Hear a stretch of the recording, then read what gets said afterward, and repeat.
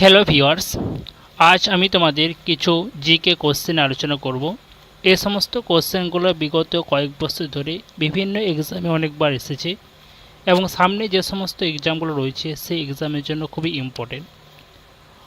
তাহলে চলো শুরু করা যাক আজকের প্রথম কোশ্চেন।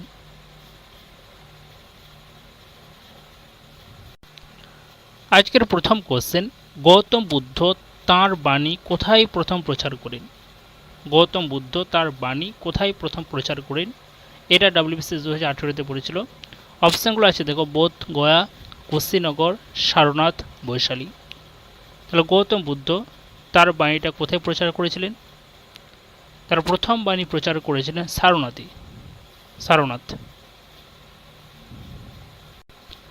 আমরা গৌতম বুদ্ধ সম্পর্কে ডিটেলসে কিছু একটা আলোচনা করছি।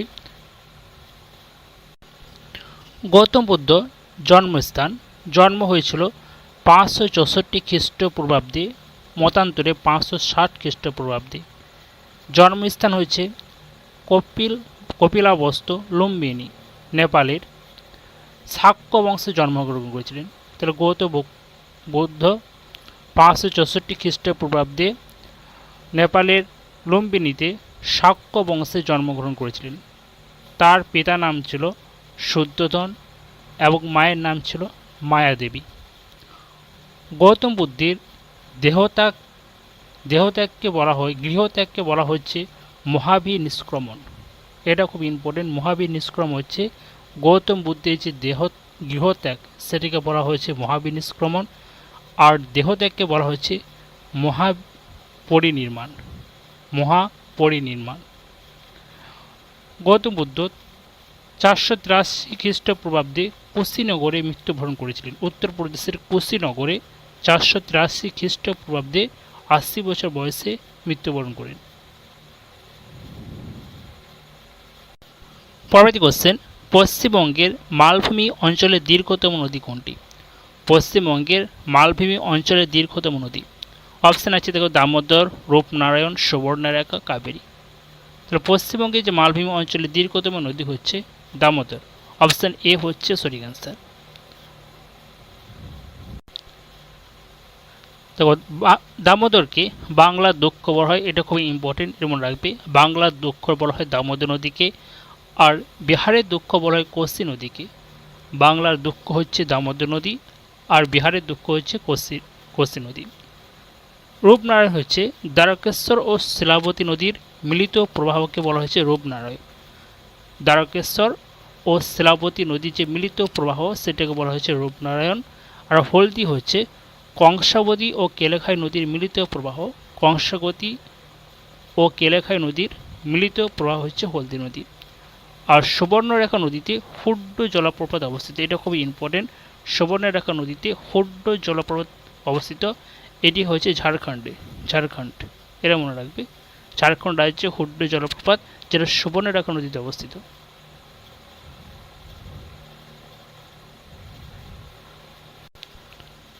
পরবর্তী কোশ্চেন, ভারতবর্ষের টাকার যোগান কারা নিয়ন্ত্রণ করে? ভারতবর্ষের যে টাকার যোগান, সেটা কারা নিয়ন্ত্রণ করে? অপশান এতে আছে দেখো, ভারতীয় অর্থ কমিশন, ভারতীয় স্টেট ব্যাংক, ভারতীয় রিজার্ভ ব্যাংক, ওয়ার্ল্ড ব্যাংক। তো ভারতের বর্ষের টাকার যোগান সেটা নিয়ন্ত্রণ করে কারা? Reserve bank, RBI. Option C হচ্ছে সঠিক অ্যান্সার। আরবিআই ভারতবর্ষের টাকার যোগান নিয়ন্ত্রণ করে। আরবিআই প্রতিষ্ঠিত হয়েছিল 1935 সালে 1 এপ্রিল। 1935 সালের 1 এপ্রিল আরবিআই প্রতিষ্ঠিত হয়। এটির জাতীয়করণ হয়েছিল 1949 সালে। 1949 সালে আরবিআই এর জাতীয়করণ হয়। আরবিআই এর প্রথম গভর্নর ছিলেন ওসবর্ন স্মিথ। ওসবর্ন স্মিথ ছিলেন আরবিআই এর প্রথম গভর্নর। আর ভারতীয় রিজার্ভ ব্যাংকের প্রথম ভারতীয় গভর্নর ছিলেন সিডি দেশমুখ। আর বর্তমান গভর্নর হচ্ছেন শক্তিকান্ত দাস। এই সমস্ত তথ্যগুলো তোমরা একটু মনে রাখবে। তাহলে এর প্রতিষ্ঠাতা কত ছিল? 1935 সালে 1 এপ্রিল। জাতীয়করণ হয়েছিল 1949 সালের।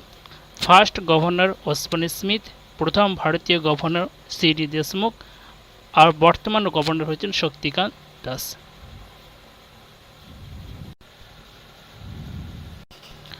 নেক্সট কোশ্চেন, টেনিদা চরিত্রটির স্রষ্টা কে? টেনিদা সুনীল গঙ্গোপাধ্যায়, নারায়ণ গঙ্গোপাধ্যায়, সত্যজিৎ রায়, রবীন্দ্রনাথ ঠাকুর। সঠিক অ্যান্সার কী হবে? খুবই ইম্পর্টেন্ট কোশ্চেন এটা। টেনিদা চরিত্রের স্রষ্টা অপশন বি হচ্ছে সঠিক answer, Narayan Gangopadhyay, option B. আমরা আরও কিছু চরিত্রের নাম জেনে নেব, যেমন ঘনাদা, খুবই ইম্পর্টেন্ট। ঘনাদা হচ্ছে প্রেমেন্দ্র মিত্র, ঘনাদা। ফেলুদা হচ্ছে সত্যজিৎ রায়, বলাই গড়া রবীন্দ্রনাথ ঠাকুর, পিন্ডিরা আশুতোষ মুখোপাধ্যায়, আর কাকাবাবু হচ্ছে সুনীল গঙ্গোপাধ্যায়। তোমরা এই সমস্ত তথ্যগুলো মনে রাখবে।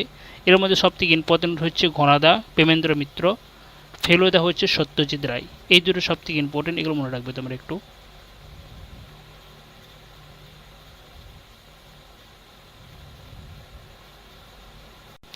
পরবর্তী কোশ্চেন, পশ্চিমঘাট এবং পূর্বঘাট কোথায় মিলিত হয়েছে? পশ্চিমঘাট পর্বতমালা এবং পূর্বঘাট পর্বতমালা কোথায় মিলিত হয়েছে? অপশানগুলো আছে নীলগিরি পাহাড়, পালানি পাহাড়, আন্নামালাই পাহাড়, সিঙ্গালিলা পর্বতমালা। তাহলে পশ্চিমঘাট এবং পূর্বঘাট মিলিত হয়েছে নীলগিরি পাহাড়ে। অপশান এ হচ্ছে সঠিক অ্যান্সার। নীলগিরি পাহাড়ের সর্বোচ্চ শৃঙ্গের নাম কি? নীলগিরি যে পাহাড় তার সর্বোচ্চ শৃঙ্গ নাম হচ্ছে দোদাবেতা। নীলগিরির সর্বোচ্চ শৃঙ্গ হচ্ছে দোদাবেতা, যার উচ্চতা হচ্ছে 2637 মিটার। তো নীলগিরির সর্বোচ্চ শৃঙ্গ হলো দোদাবেতা। এবার সিঙ্গলিলা পর্বতশ্রেণী থেকে আমরা কয়েকটা পর্বতশ্রেণী পেয়েছি, যেমন সান্দাকফু, যেটা হচ্ছে পশ্চিমবঙ্গের সর্বোচ্চ শৃঙ্গ, এর উচ্চতা হচ্ছে 3636 মিটার। সান্দাকফু এটা সিঙ্গালীলা পর্বতশ্রেণী থেকে হয়েছে পশ্চিমবঙ্গের সর্বোচ্চ শৃঙ্গ। আর ফালুট পশ্চিমবঙ্গের দ্বিতীয় সর্বোচ্চ শৃঙ্গ, যার উচ্চতা 3600 মিটার। আর কী কী আছে? সবরগ্রাম, টাংলু।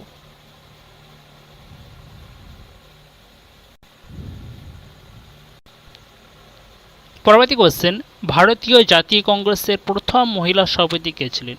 এটা WBCS 2015 কোশ্চেন, যে ভারতীয় জাতীয় কংগ্রেসের প্রথম মহিলা সভাপতি বলা হয়েছে এখানে। সঠিক অ্যান্সার কী হবে? এনি বেসান্ত, বিজয়লক্ষ্মী পণ্ডিত, সরোজিনী নাইডু, অরুণা সাপালি। জাতীয় কংগ্রেসের প্রথম মহিলা সভাপতি ছিলেন কে? এনি বেসান্ত, প্রথম মহিলা সভাপতি। আর প্রথম ভারতীয় মহিলা সভাপতি যদি বলা হতো, সেখানে অ্যান্সার হতো সরোজিনী নাইডু, প্রথম ভারতীয় মহিলা সভাপতি। এবার আমরা নোটে একটা দেখে নিই যে জাতীয় কংগ্রেস প্রতিষ্ঠিত হয়েছিল কত? 1885 সালে বোম্বাইয়ের গোকুলদাস সংস্কৃত তেজপাল কলেজে। সে সময় সভাপতিত্ব করেছিলেন উমেশচন্দ্র বন্দ্যোপাধ্যায়। যে জাতীয় কংগ্রেসের প্রথম সভাপতি ছিলেন কে? উমেশচন্দ্র বন্দ্যোপাধ্যায়। আর যেটা আমার কোশ্চেনে ছিল যে জাতীয় কংগ্রেসের প্রথম মহিলা সভাপতি ছিলেন any Besant. Any Besant Kolkata অধিবেশনে সভাপতি করেছিলেন 1917 সালে। সালটা মনে রাখবে, আর অধিবেশনের মনে রাখবে কলকাতা অধিবেশন 1917 সালে। আর প্রথম ভারতীয় মহিলা সভাপতি ছিলেন সরোজিনী নাইডু, কানপুর অধিবেশন 1925 সালে। কানপুর অধিবেশনে সভাপতি করেছিলেন সরোজিনী নাইডু 1925 সালে, কানপুর অধিবেশন। আর মহাত্মা গান্ধী একবারের জন্যই বেলগাঁও অধিবেশনে সভাপতি করেছিলেন 1924 সালে, বেলগাঁও অধিবেশন। মহাত্মা গান্ধী একবারের জন্য বেলগাঁও অধিবেশনে সভাপতি করেছিলেন। প্রথম মুসলিম সভাপতি ছিলেন বদরুদ্দিন তয়াবসি, এটাও ইম্পর্টেন্ট। এ সমস্ত তথ্যগুলো তোমরা একটু জেনে রাখবে। তাহলে প্রথম মহিলা সভাপতি এনি বেসান্ত, প্রথম ভারতীয় মহিলা সভাপতি সরোজিনী নাইডু, আর মহাত্মা গান্ধী একবারের জন্য সভাপতি হয়েছিলেন বেলগাঁও অধিবেশনে 1924 সালে, আর প্রথম মুসলিম সভাপতি হয়েছিলেন বদরুদ্দিন তয়াবসি। পরবর্তী কোশ্চেন, কোনো অর্থ বিল কার সম্মতি ব্যতীত সংসদে উপস্থাপন করা যায় না? কোনো অর্থ বিল কার সম্মতি ব্যতীত সংসদে উপস্থাপন করা যায় না? এটা WBCS 2016-তে পড়েছে। ভারতের প্রধানমন্ত্রী, সংসদের স্পিকার, ভারতের রাষ্ট্রপতি, কেন্দ্রীয় অর্থমন্ত্রী। তো সঠিক অ্যান্সার কী হবে? মানি বিল। এটা কততে আছে? আর্টিকেল 110। কার সম্মতি ব্যতীত এটা সংসদে উপস্থাপন করা যায় না? এটা হচ্ছে ভারতের রাষ্ট্রপতি। অপশান সি হচ্ছে সঠিক অ্যান্সার। তাহলে মানি বিলটা রাষ্ট্রপতির সম্মতি ব্যতীত সংসদে উপস্থাপন করা যায় না। আরেকটা কোয়েশ্চেন এখান থেকে মনে রাখবে যে একটা বিল অর্থ বিল কিনা তা সিদ্ধান্ত করে লোকসভা স্পিকার। এটা খুব ইম্পর্টেন্ট। একটা বিল যে অর্থ বিল কিনা সেটা সিদ্ধান্ত নেয় লোকসভা স্পিকার। আর মানি বিল আছে আর্টিকেল 110-এ।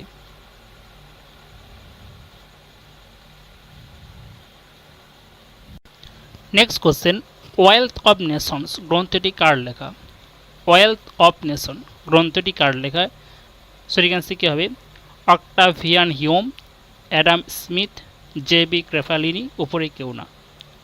তো ওয়েলথ অফ নেশন এই গ্রন্থটি লেখক হচ্ছেন অ্যাডাম স্মিথ। অপশন বি হচ্ছে সঠিক অ্যান্সার, অ্যাডাম স্মিথ।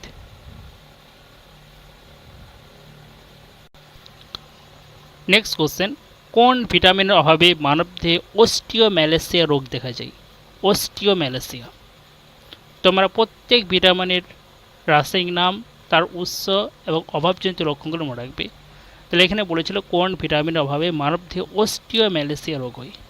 বড়দের ক্ষেত্রে অস্টিওম্যালেসিয়া আর ছোটদের ক্ষেত্রে রিকেট রোগ হয়। কোন ভিটামিনের অভাবে? অপশন ডি হচ্ছে সঠিক অ্যান্সার, ভিটামিন ডি এর অভাবে শিশুদের রিকেট রোগ হয় এবং বড়দের ক্ষেত্রে অস্টিওম্যালেসিয়া রোগ হয়। ভিটামিন এ এর অভাবে কোন রোগ হয়? রাতকানা। আর ভিটামিন এ এর রাসায়নিক নাম হচ্ছে রেটিনল। তাহলে ভিটামিন এ এর রাসায়নিক নাম হলো রেটিনল, এর অভাবে রাতকানা রোগ হয়। ভিটামিন সি এর রাসায়নিক নাম হচ্ছে অ্যাসকর্বিক অ্যাসিড, এর অভাবে স্কারভি রোগ হয়। আর ভিটামিন ডি এর রাসায়নিক নাম হচ্ছে ক্যালসিফেরল, এর অভাবে রিকেট রোগ হয় আর বড়দের ক্ষেত্রে অস্টিওম্যালেসিয়া। ভিটামিন বি1 এর রাসায়নিক নাম হচ্ছে থিয়ামিন, এর অভাবে বেরি রোগ হয়। এই সমস্ত তথ্যগুলো তোমরা মনে রাখবে। প্রত্যেক ভিটামিনের রাসায়নিক নাম এবং তাদের অভাবজনিত লক্ষণগুলি মনে রাখবে।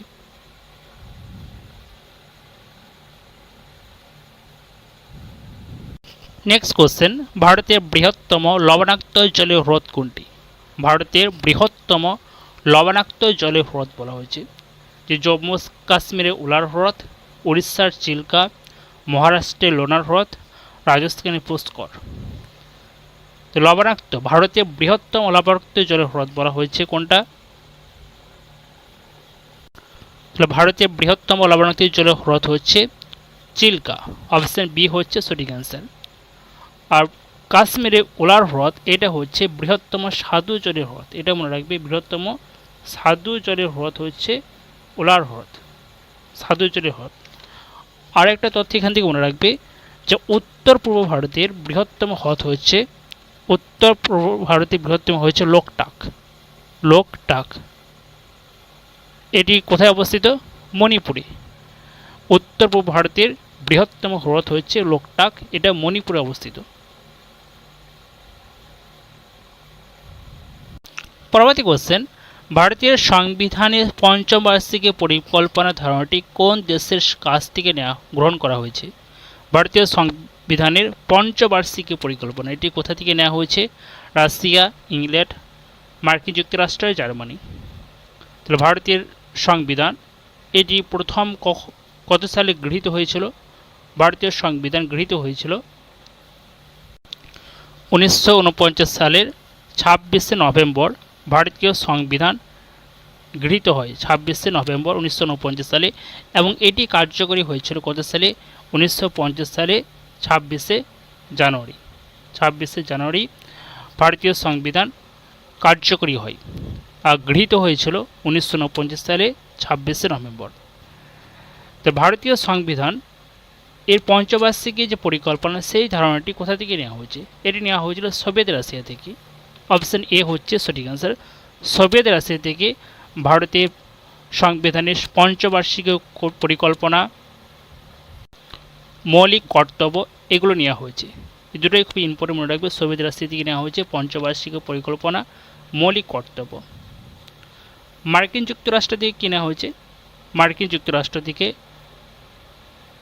মৌলিক অধিকার, এটা ইম্পর্টেন্ট। তাহলে মৌলিক কর্তব্য হচ্ছে সোভিয়েত রাশিয়া আর মৌলিক অধিকার হচ্ছে মার্কিন যুক্তরাষ্ট্র। এই দুটো খুব ইম্পর্টেন্ট মনে রাখবে। তাহলে মার্কিন যুক্তরাষ্ট্র থেকে নেওয়া হয়েছে প্রস্তাবনা, মৌলিক অধিকার। জার্মানি থেকে কোনটা নেওয়া হয়েছে? জরুরি অবস্থা। জার্মানি থেকে নেওয়া হচ্ছে জরুরি অবস্থা। দক্ষিণ আফ্রিকা থেকে নেওয়া হয়েছে সংবিধান সংশোধন পদ্ধতি নেওয়া হয়েছে দক্ষিণ আফ্রিকা থেকে। তবে এই সমস্ত তথ্যগুলো মনে রাখবে।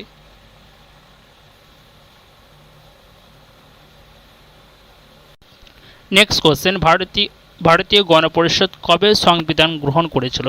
একটু আগে অ্যান্সার বলেছিলাম যে ভারতীয় সংবিধান এটা গৃহীত হয়েছিল 26শে নভেম্বর 1949 সালের, কিন্তু এটা কার্যকরী হয়েছিল কত সালে? 26শে নভেম্বর 1950 সালে, 26শে জানুয়ারি 1950 সালে।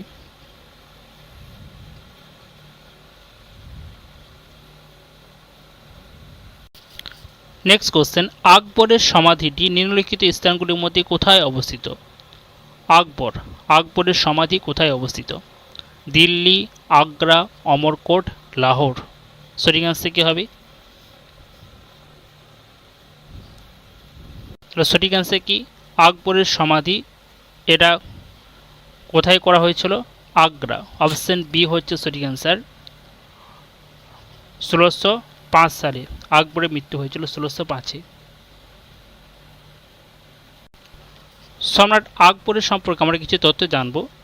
যে সম্রাট আকবরের রাজত্বকাল ছিল 1556 থেকে 1605 খ্রিস্টাব্দ পর্যন্ত।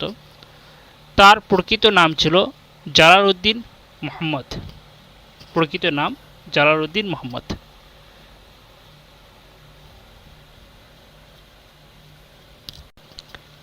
আকবর সম্পর্কে যে সমস্ত তথ্যগুলো খুবই ইম্পর্টেন্ট, যেমন আকবর মনসবদারি প্রথা চালু করেছিলেন। এটা মনে রাখবে, আকবর মনসবদারি প্রথা চালু করেছিলেন।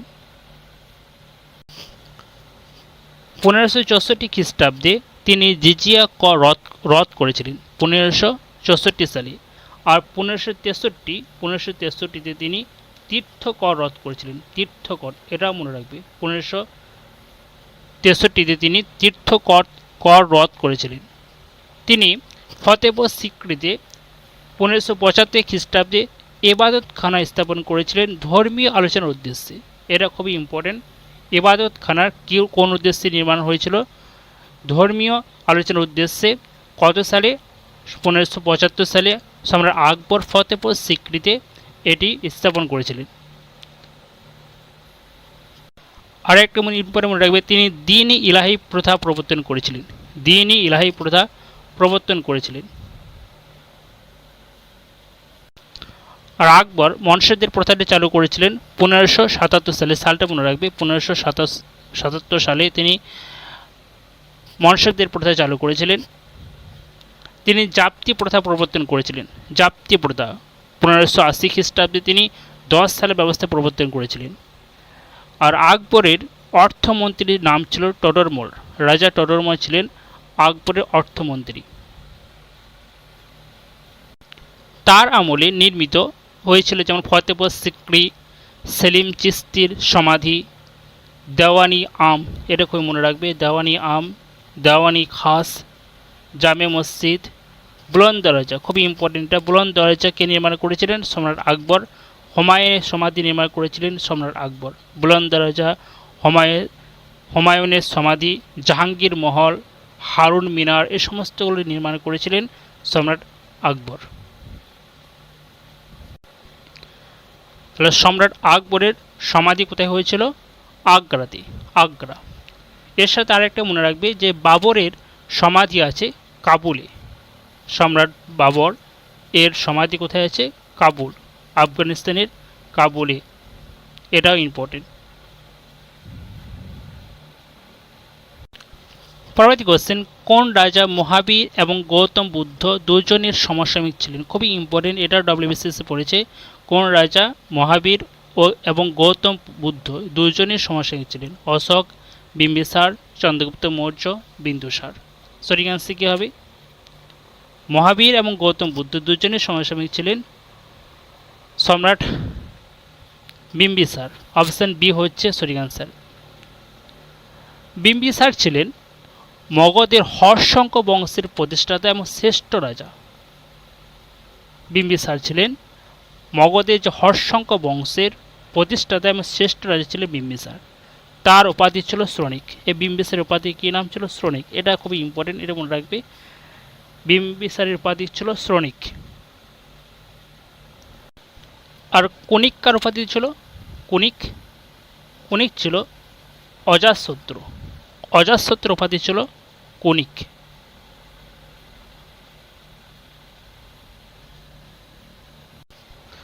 আর বিন্দুসারের উপাধি ছিল কি?